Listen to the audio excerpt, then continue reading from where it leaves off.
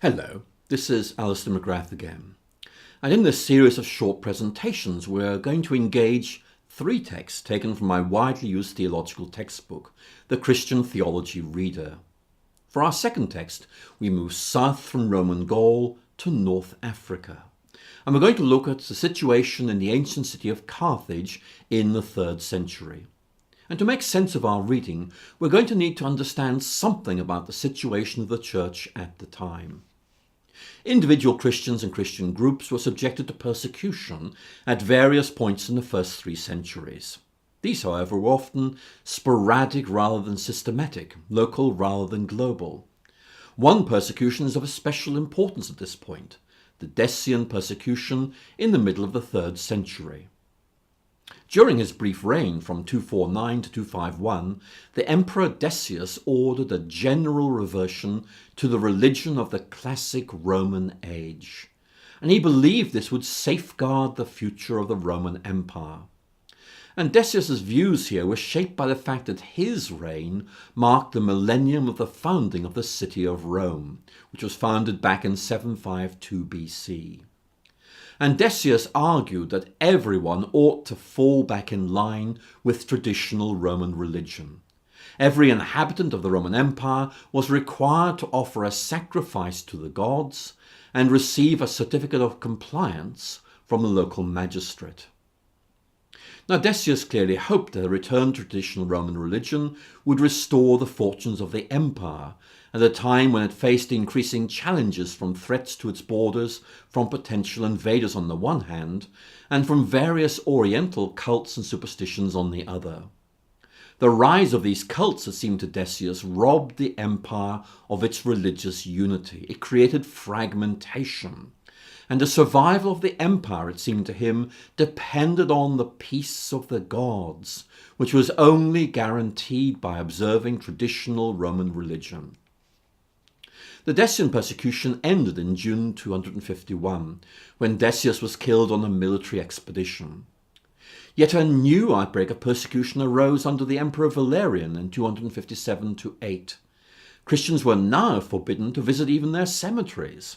One early victim of this new persecution was Pope Sixtus II, who was beheaded in 258 and had to be buried in the safety of the underground catacombs in Rome. The theologian we're going to study in this reading is Cyprian of Carthage, a bishop who was martyred for his faith in 258 during the Emperor Valerian's persecution of Christianity. Cyprian had originally been a Roman lawyer and is regarded as exceedingly skilled in rhetoric. The difficult situation faced by Christians in this part of the Roman Empire meant that many reflected on the Christian hope, which they found to be a consolation in the face of persecution and indeed the threat of execution. This theme of hope, of course, is found throughout the New Testament. And one of its most fundamental themes is that believers have been born into a new and living hope through the resurrection of Jesus Christ. And this theme clearly implies the changed attitude to life and to the world. Now, what Christians believe affects the way in which they behave, and the hope of heaven affects the way in which believers understand and evaluate both life and death. Death is no longer something that is to be feared, but is to be welcomed as a means of entering into the presence of God. Now, that's the basic argument we find in Cyprian of Carthage's treatise on mortality.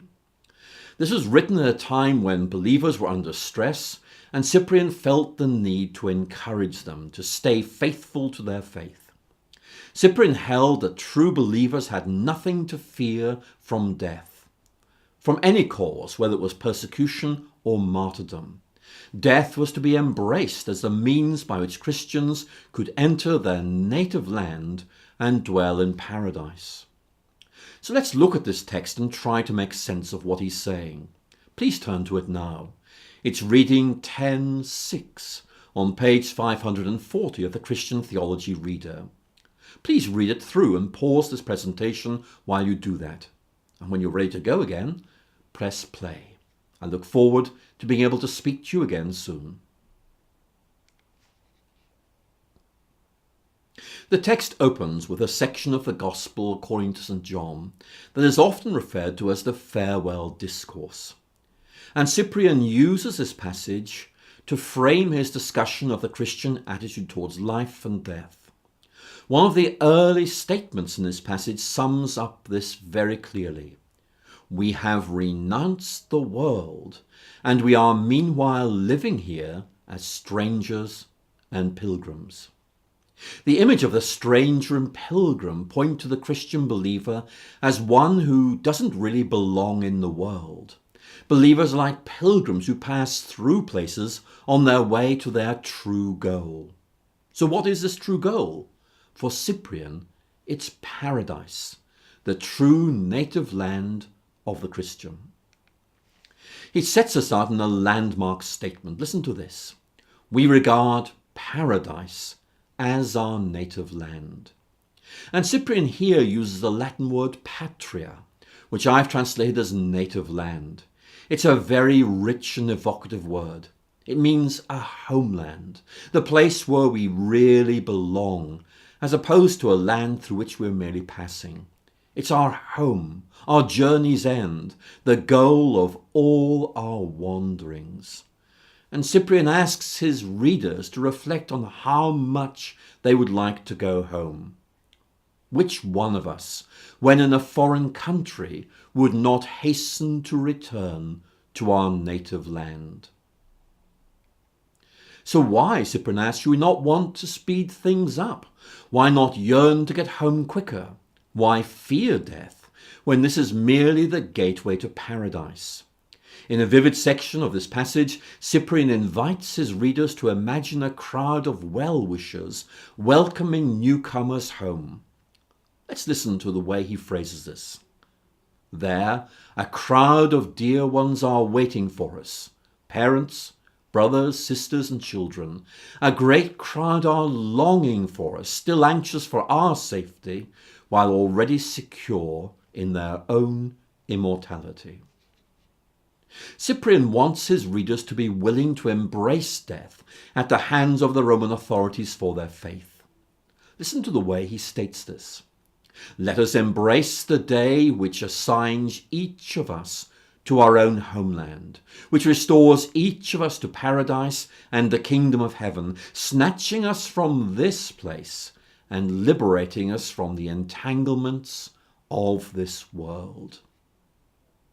Now we need to remember that Christianity was not a legal religion at this time in Roman history. It could be punished by death. Indeed, Cyprian himself would be executed for his faith in 258 under the persecution instigated by the Roman Emperor Valerian. And Cyprian asks his readers to see death as a release from this world and a gateway to paradise.